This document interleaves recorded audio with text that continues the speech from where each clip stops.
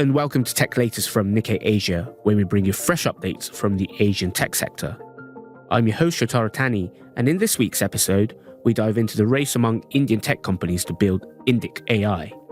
With me to discuss the topic is Sayan Chakraborty, our Bangalore reporter. Sayan, welcome to the show. Good to be here.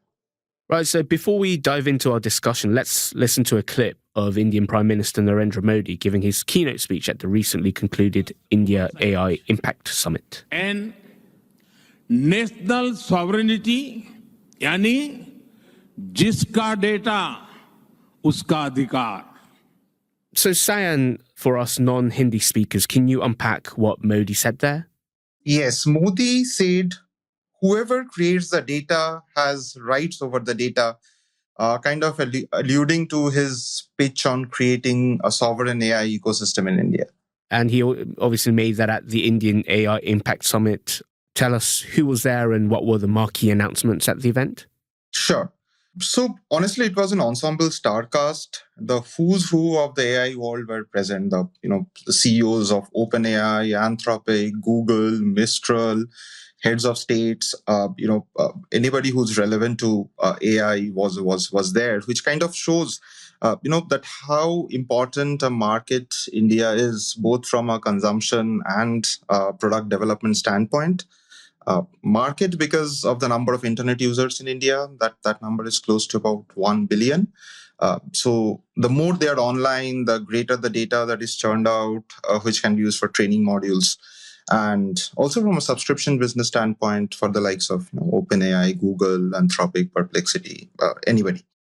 So big announcements at the event, like OpenAI said they will open 2 more new offices in Bangalore and Mumbai.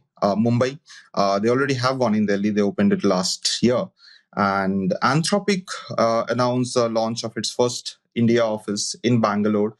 And these companies, along with 11 labs, said India is the second largest market after the US. So, that gives a sense of the usage. The other big announcements, however, came from Indian billionaires, Mukesh Ambani and Gautam Adani. So Adani announced that he'll invest 100 billion for data centers, and Ambani followed it up a couple of days later with a 110 billion commitment for data centers and general purpose AI. What kind of stood out to me was Ambani said this is not a speculative investment. He's not purchasing valuations by committing these hefty sums. And since the announcement came a couple of days after Adani's, makes me think whether it was a pot shot at Adani though.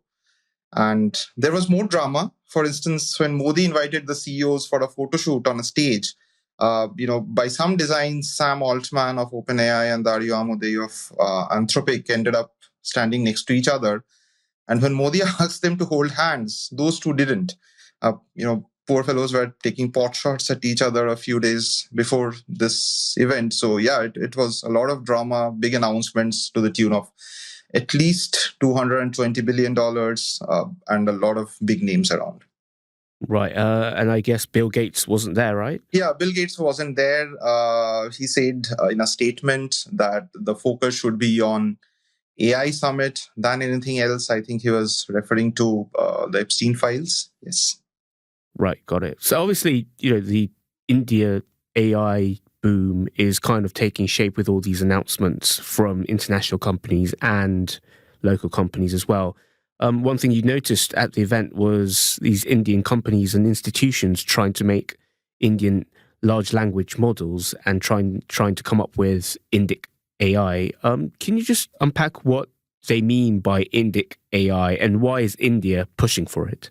So Indic AI is essentially large language models in Indian languages. So the thing is, India has 22 scheduled languages. And while Indians speak English, and that is partially thanks to our long history of colonization, there is a sizable long tail that don't speak English at all, or they are not proficient. Now, India, if you look at some of the government statements, it seems like India is pitching AI as a tool for public good, a technology which will eventually benefit the masses. For instance, Modi said AI can't be a monopoly, it's a force multiplier, things like that. Now, for AI to reach the masses, it has to be in local languages. which means a farmer in the southern state of Tamil Nadu can query AI in Tamil, and those in Bengal can query AI in Bengali and get equally comprehensive responses. And by having AI in Indic languages, whoever has internet connectivity can access AI. And that is why India is pushing for it so that everybody can use AI and get equally competent responses.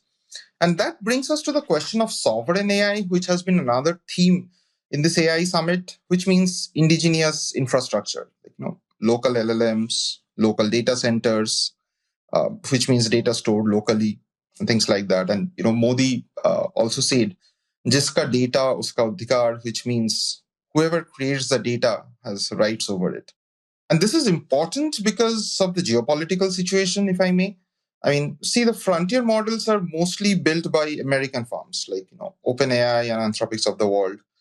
Now, if a day comes that these models have permitted the Indian ecosystem, including intelligence, defense, or government, then the question arises that who holds the power? What if they pull the trigger someday, either of their own volition or they're forced to do so? I mean, systems will collapse. And that is why India is stressing on sovereign AIs. And we have seen China doing this to safeguard against the US. They're building a local ecosystem. Japan, South Korea, Taiwan, they have also bought into this idea. So it's important to have an infrastructure that doesn't crumble under external forces, and hence the emphasis on sovereign AI and building models in local languages. So it's really the sign of the times that AIs are becoming increasingly being seen as a critical infrastructure, Right. much like energy and or whatnot, right? Right. Absolutely, I agree with this because this theme was reiterated not only by Modi but many other government officials who kind of said, "What if we are too dependent on somebody and they choose to pull the trigger one day? Then what happens?" And that has been a concern. Right. And even before all that geopolitical elements coming in, I think there was an interesting study that you quoted in the piece on Indian LLMs, which was done by the Center of Constructive Communication at the Massachusetts Institute of Technology. Can you just tell our listeners what that found? Yeah, so that was a very interesting finding, which said that when these LLMs are queried by speakers who are not very proficient at English, the outcome can be a little disappointing. For instance, either the answers are a little condescending, the tone might differ and things like that, which is not the right outcome. If you query the model and don't get an optimal response, it just doesn't serve the purpose. And this study kind of shows the need to have dedicated LLMs in local languages tuned for local audience. Gotcha. So who are the actual Indian companies and institutions that are developing Indic AI, Indian LLMs that are shaping up to be rivals to the likes of OpenAI and Anthropic? So the LLMs, Sarvam launched two LLMs and they were trained on 30 billion and 105 billion parameters respectively. And the one by BharatGen was trained on 17 billion parameters. Just to give an overview of the businesses, BharatGen is a government-sponsored nonprofit, and Sarvam is a typical VC-backed business. It counts Lightspeed, Peak 15, and Khosla Ventures as investors. Now, these launches have happened over the last 2 weeks and with much fanfare. So we have to see how they do in terms of business. But the promises they hold are immense. These LLMs are open source, so wide possibilities of others building on top of them. The text to speech models will do something similar to 11 Labs, so huge use in dubbing, voice agents for customers, etc. The vision models will be used to parse and analyze documents. So big promises from the products they have launched so far. Another entity that deserves a call out is definitely the Indian government here, because the Indian AI mission has a 1.5 billion corpus, and they have entirely bankrolled BharatGen. They have put in about 140 million in the company. And then the government also has this Anusandhan Research Fund, that seeks to disburse 5.5 billion for research and development, and much of the money is expected to be funneled into AI research and developments. I mean, these numbers honestly fade before what US and China have, but it's still a good start for India. Parameters is basically what the data's that AI model learns during its training phase, and more parameters That's generally correct. indicate a more powerful model, right? That's correct. So the power of Indian LLMs and Indian AI, they obviously will the OpenAI, ChatGPT, and Anthropic's Claude, they are obviously much more powerful, having been trained on bigger parameters. But what are the key differences that these Indian AIs are taking in their approaches compared to these global AI players, and what do they offer that's different from these global players? So see, one thing is very clear here is that they don't want to build frontier models like the American firms. They want to build LLMs that are locally relevant and usable.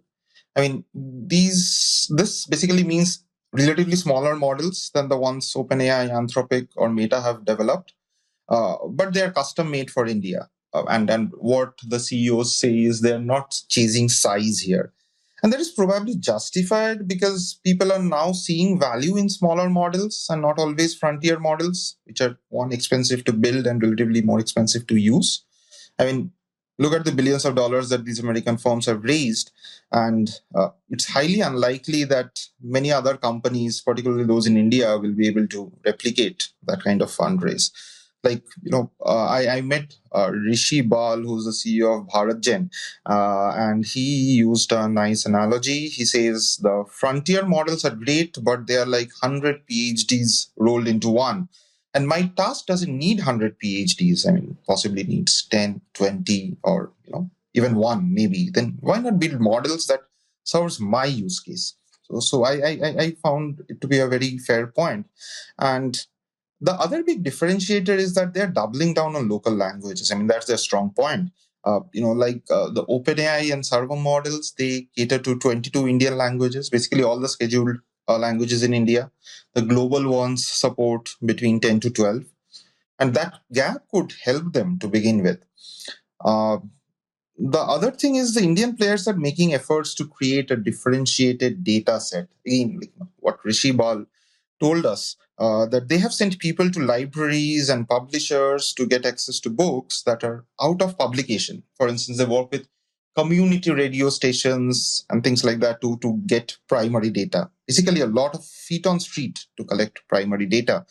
And they're making a concerted effort to capture local dialects, the linguistic nuances, etc. And they're frugal, definitely. I mean, people can be frugal, and DeepSeek has proven it already. Sarvam has raised only $40 million. BharatGen has 140. So that's a challenge and advantage. Say, for instance, if OpenAI ever fails, that will create a bloodbath in the market. But if Sarvam fails, and I hope not, touch wood, it still leaves room for investors to back another company which may have learned from Sarvam's mistake and build a business that lasts. So there is more room for experiments. So I think that is how the Indian players are differentiating from their global counterparts. That's really interesting. And I guess if you train the AI models on local, on the feet data, then that obviously gives the Indian people much more Indian nuanced context in the AI's answers, right? Because there are words in India which means different things when said differently. I mean, these are expressions like which will be broadly in English, like oh no and all those things. I mean, when you the way you say changes the meaning of the word. Those the local LLMs are betting that they are capturing those nuances better than the global guys.